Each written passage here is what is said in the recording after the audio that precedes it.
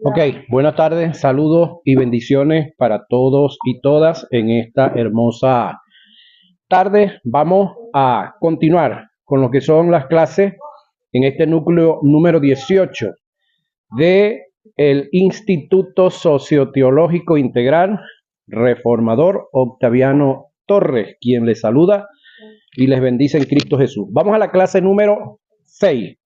Sí, hoy nos toca ver algo bastante importante, un poco controversial, porque hay un grupo de personas que se han dado a la tarea de decir, supuestamente, cuál es el nombre de Dios. ¿Sí? Ahora, yo considero que Dios es tan grande, tan grande, tan grande, que no hay un alfabeto en el cual lo podamos meter y de esa manera decir que ese es el nombre de Dios, que no es otro. Escúcheme esto. Si el cielo no puede contenerlo, ¿sí? Y el cielo es cielo por causa de Dios. Y Él fue el creador de todos nosotros. Y en el caso de los alfabetos fueron creados por nosotros los seres humanos. Entonces vamos a meter a Dios en un alfabeto y decir, este es el nombre auténtico y genuino de Dios. Vamos a analizar, vamos a ver algo en los textos sagrados para de esta manera ver una serie de nombres redentivos y calificativos con los cuales, escúcheme esto, no es que Dios se identificó, sino que los hombres que Dios se relacionó con ellos identificaron a Dios con estos nombres redentivos y calificativos, los cuales se dieron todos en el Antiguo Testamento, en Jehová Dios, pero en el Nuevo Testamento también se dieron todos en Cristo. Esos no están en la guía, eso los van a investigar ustedes. Es decir, los nombres redentivos de Dios en el Antiguo Testamento, ¿dónde se dieron? En la vida de Jesús en el Nuevo Testamento. Nombres redentivos y calificativos. Vamos entonces con la clase correspondiente para el día de hoy. Clase número 6. Incluso hay una gran discusión sobre el nombre de Jesús. Hay un grupo de hombres y mujeres que se han dado al estudio de lo que ellos llaman las raíces hebreas y de esa manera pues ellos afirman y se aferran que Jesús no es Jesús, que ahora hay que decirle es Yeshua. Yeshua Yamasía, Jesús el Mesías. Ok, según los estudiosos, la letra J para el alfabeto hebreo no existe. Sí, eso es realidad. Y para el alfabeto castellano, que es en el que nosotros estamos, solamente la letra J tiene 600 años de existencia. De ahí se aferran. Ahora, lo importante, señoras y señores, no es una letra. ¿Sí? Lo importante no son los alfabetos, que todos fueron hechos por los seres humanos. Y si fueron hechos por los seres humanos, fueron hechos de acuerdo a la condición y posición que los seres humanos tenían para el momento que lo hicieron. Pregunto, ¿esos seres humanos eran perfectos los que hicieron los alfabetos a nivel mundial? Por lo tanto, los alfabetos son imperfectos todos. ¿Sí? Ok.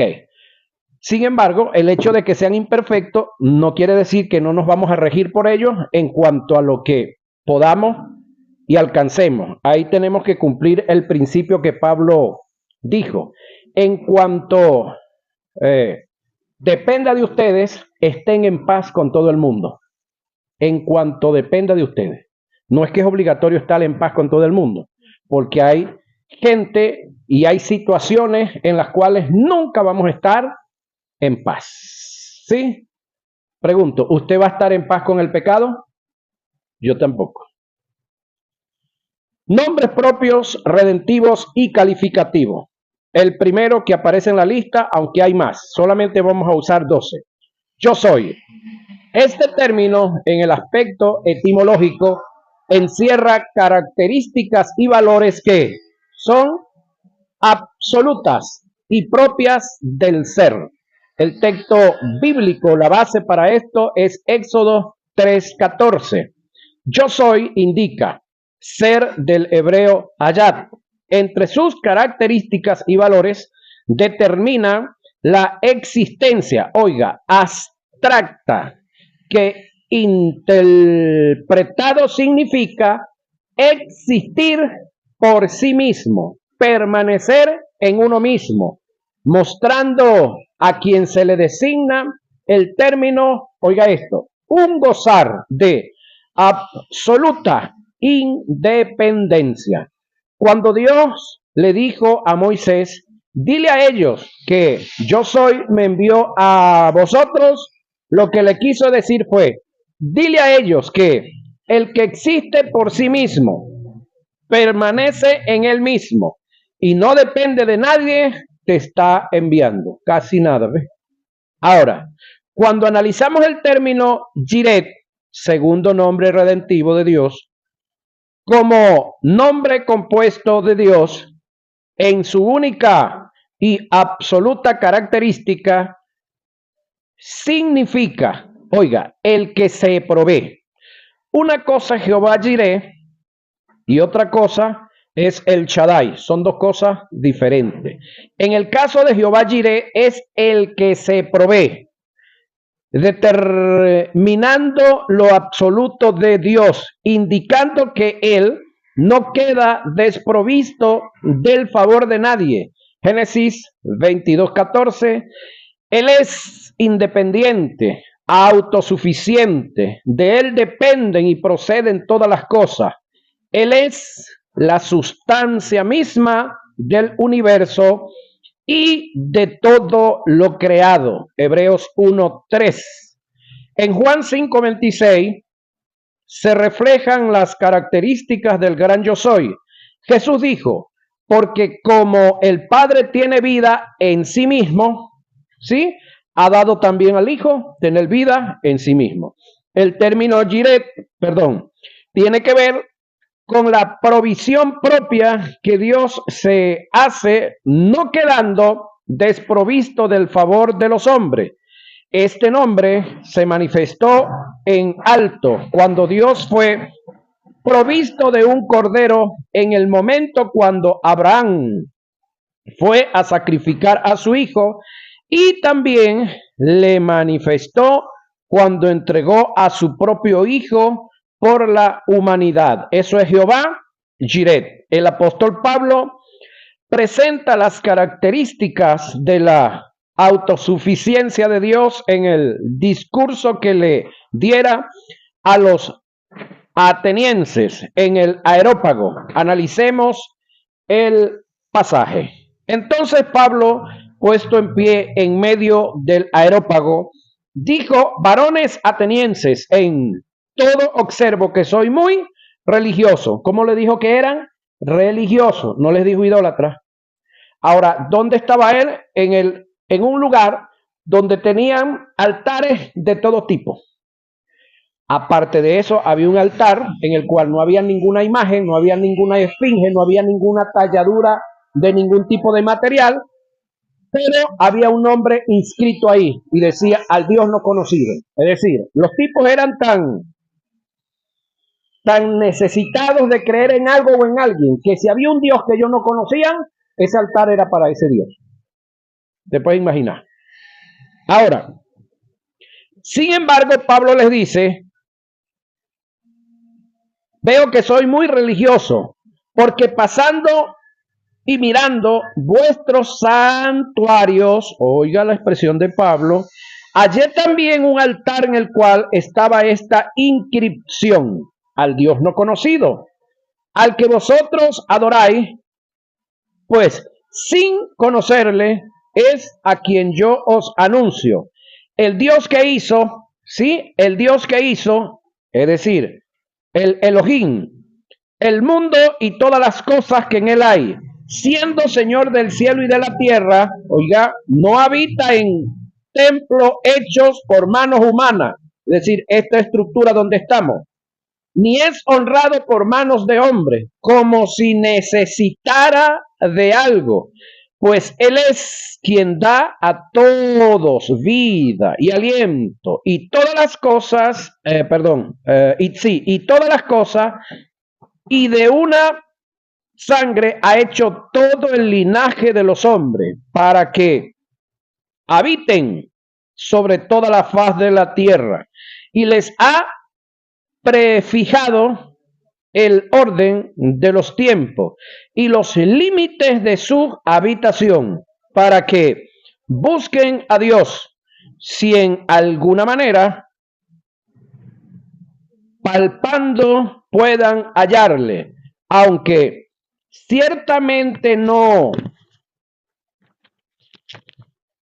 está lejos de cada uno de nosotros, porque en Él vivimos y nos movemos y somos. Eso está registrado en Hechos 17, 22 al 28. Una de las formas de honrar este nombre es evitar, oiga, caer en el terreno de la autosuficiencia, la independencia y creernos el eslabón perdido de Dios.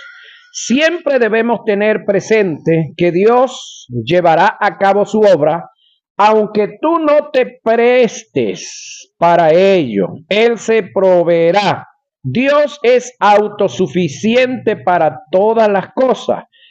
Él no depende de nadie. Es la fuente. Él tiene provisión para sí mismo. Él es Jehová Jireh, el que se provee. Alguien dijo una hipérbole al tratar de explicar lo absoluto de Dios y su independencia. Dijo, Dios tiene tanto poder que se pudo haber hecho él mismo. Un poeta le hace una interrogante en son de poesía a un colega, teniendo una respuesta muy acertada. Él le dijo, aunque parezca prodigio preguntarte me es preciso, decime quién hizo al mundo y quién hizo al que lo hizo. Su colega le respondió, contesta yo te daré, pero no de todas dos. ¿Quién hizo al mundo fue Dios? ¿Quién hizo a Dios? No lo sé. Así de sencillo. Eso es Jehová Jireh, Elión, Dios altísimo. Génesis 14, 18. Elión se deriva del alab, que significa subir, ser elevado. Elión designa a Dios como el alto, el que está por encima de todas las cosas, el superior. Elión en el Nuevo Testamento aparece reflejado como el Dios omniglorioso, es decir, el que tiene toda la gloria. Así lo registra Efesios 1, 17. Elión en todo el sentido de la palabra indica el Dios que está en las alturas y cuya gloria y magnificencia no la supera nadie. De allí el grave error de tratar de quitarle a Dios la gloria.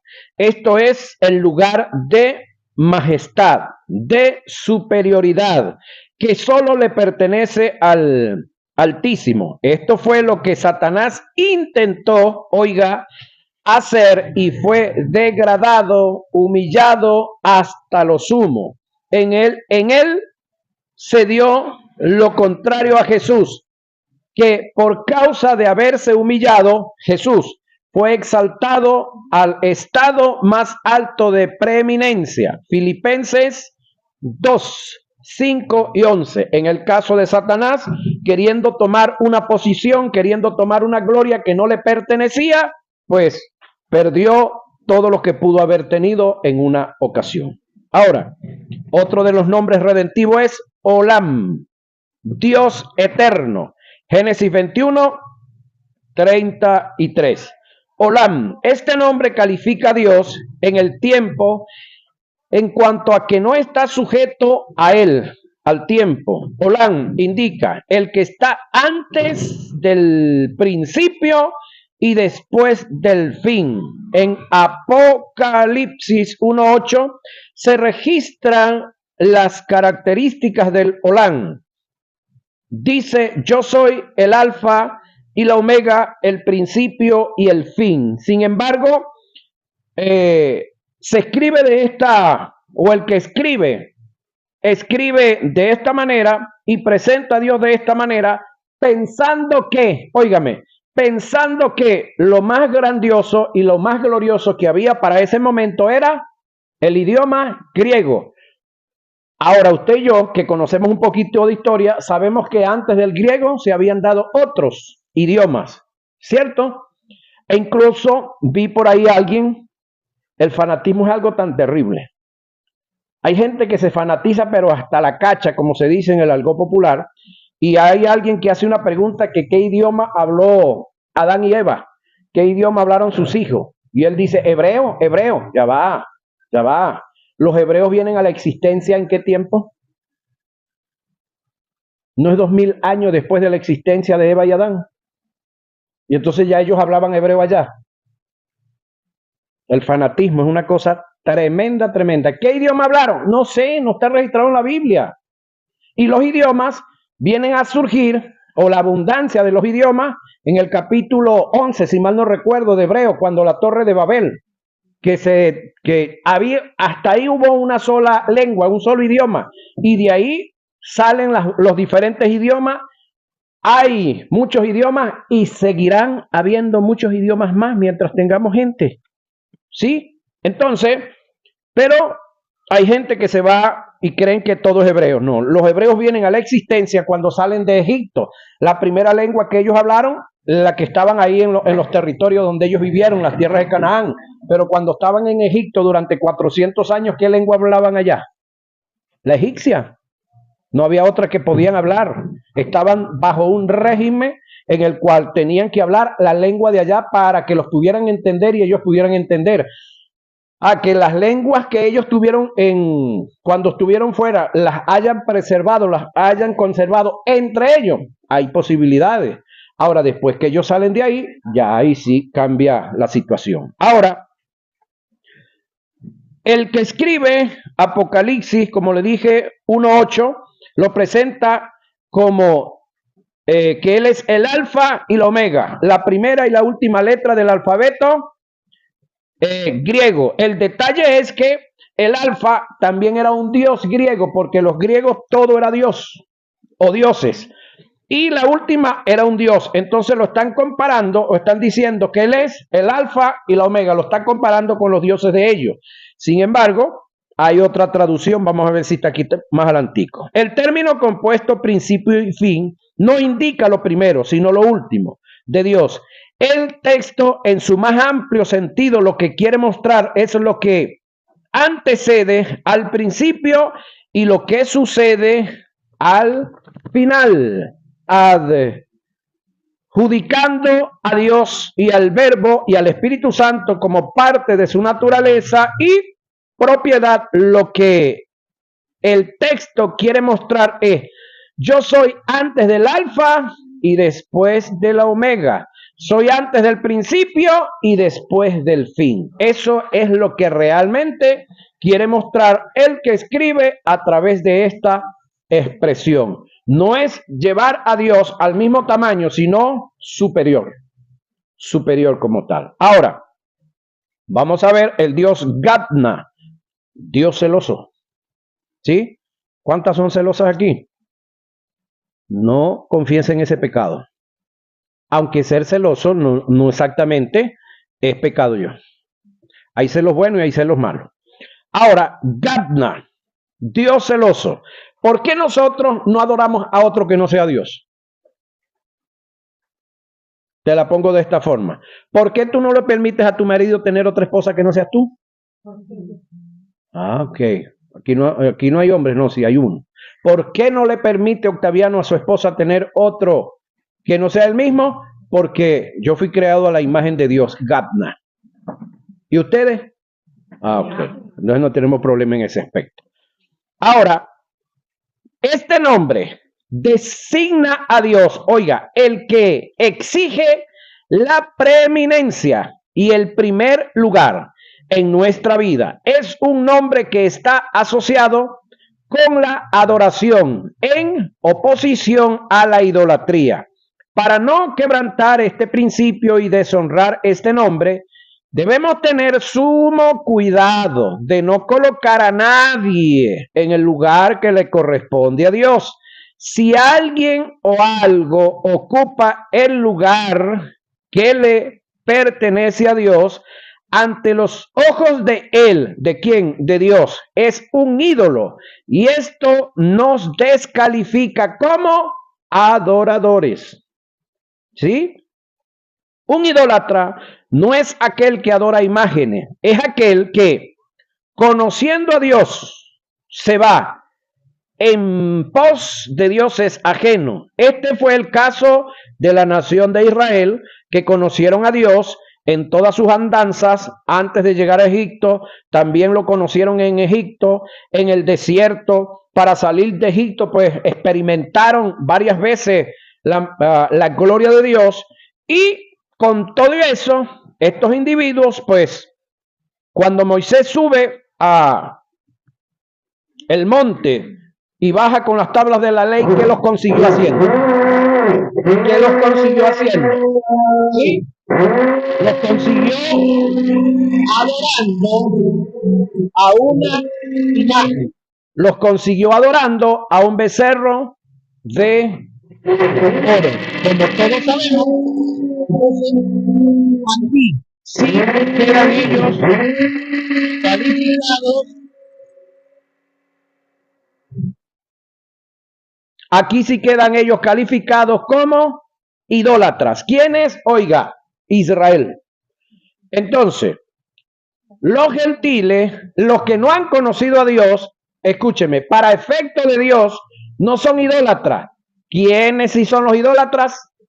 Los que conociendo a Dios se van en pos de otro que no es Dios. Ahora, Juan el apóstol dice, hijitos, guardaos de los ídolos. Ahora yo pregunto, ¿Juan le está escribiendo aquí a quién?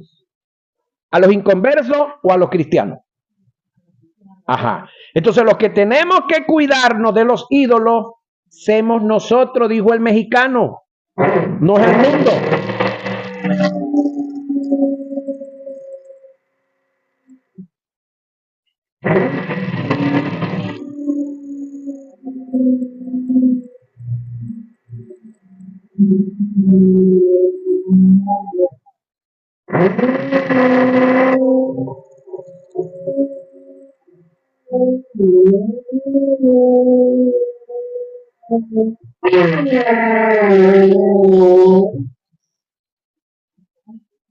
Según el pensamiento del que escribe y el contexto, el término ídolo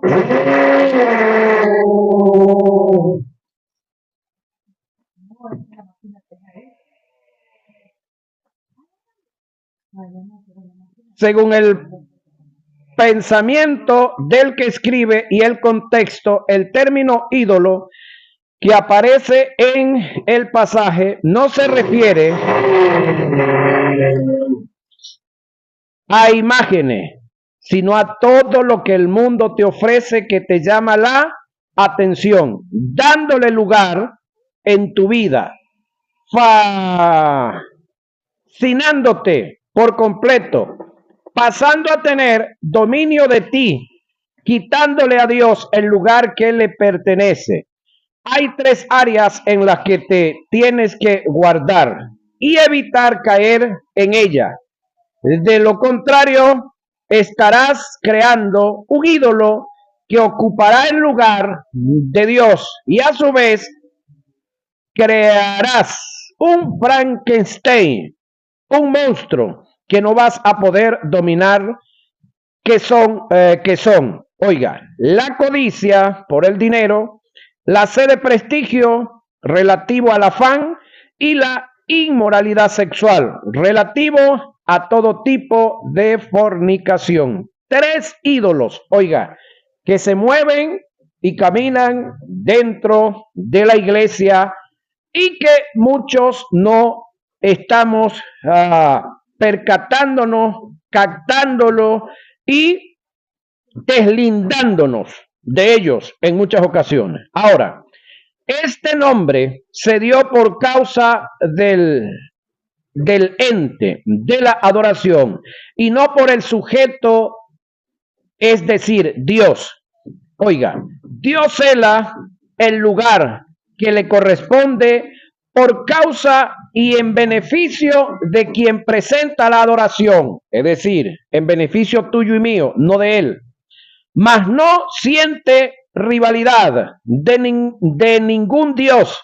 Él es soberano y absoluto como Dios. Él es el único Dios vivo que hay en todos los tiempos, en él y en la eternidad. Así lo describe el escritor de los Hebreos. Horrenda cosa, oiga la expresión, es caer en manos del Dios vivo. No dice de un Dios vivo, como algunos lo leen. Del Dios vivo. ¿Por qué? Porque hay un solo Dios vivo. No hay más. Y a ese es el que usted le sirve. Por lo tanto, debe sentirse alegre, orgullosa, orgulloso, contento de honrar a ese único Dios vivo, porque los demás todos están muertos. El texto está registrado en Hebreos 10:31. Observe que el texto dice del Dios, no de un Dios, indicando que hay un solo Dios vivo en la existencia del universo y aún en la eternidad. Elohim, el creador, Génesis 1:1. Hay algunas Biblias, algunas versiones, bíblicas, en los cuales Génesis 1:1 dice, en el principio creó el Elohim, los cielos y la tierra. ¿Sí? Porque el término Elohim, aparte de que es el Dios trino, es el Dios creador. Elohim sostiene y contiene la idea de poder, creador y gobernador de potencia y soberanía. Elohim es atribuido a aquel que por su poderoso poder creó el vasto universo, quien dice y es hecho, quien hace las cosas de la nada, por cuya palabra los mundos fueron delimitados, de modo que las cosas que se ven fueron hechas de lo que no se veía. Nótese que el texto dice que lo que hoy existe fue hecho de lo que no se veía, no dice de lo que no existía. Si dice de lo que no se veía, quiere decir que ya estaba, pero a los ojos humanos no era visible, pero ya era una realidad. De este Elohim, Pablo hizo referencia en el discurso que dio en el... Areópago, sí. Los atenienses, cuando les hizo mención del Dios no conocido, el Elohim, no solamente les hace mención de la otra frase de Dios, sino también de este, el Elohim. Hechos 17, 22 al 26. Ninguno de los escritores que hizo mención del Elohim detalla con precisión, en forma completa y concisa, las características y la naturaleza del gran Elohim. Es imposible describir su grandeza. Es decir, Dios, en el conjunto de la deidad, es tan grande, tan inmenso, tan infinito, tan grandioso, que no hay alfabeto y no hay manera de reducirlo a un nombre específico y decir, este sí es el verdadero nombre de Dios, o esta es la verdadera nación o el verdadero pueblo que Dios tiene. Ahora, El Shaddai, todopoderoso, Génesis 17, 1 y 2. Shaddai. Este nombre muestra la suficiencia de Dios para todas las cosas. Muestra la plenitud absoluta de Dios, mientras la abundancia inagotable de Él y está relacionado como el sustentador en todos los sentidos.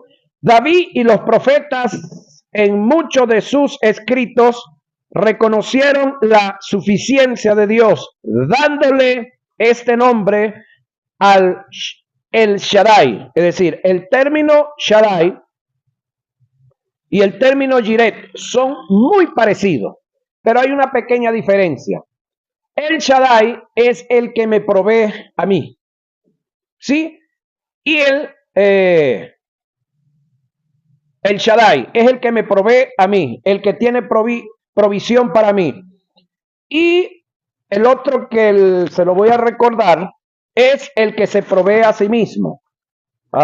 Jireh es el que se provee él mismo para él. Ahora,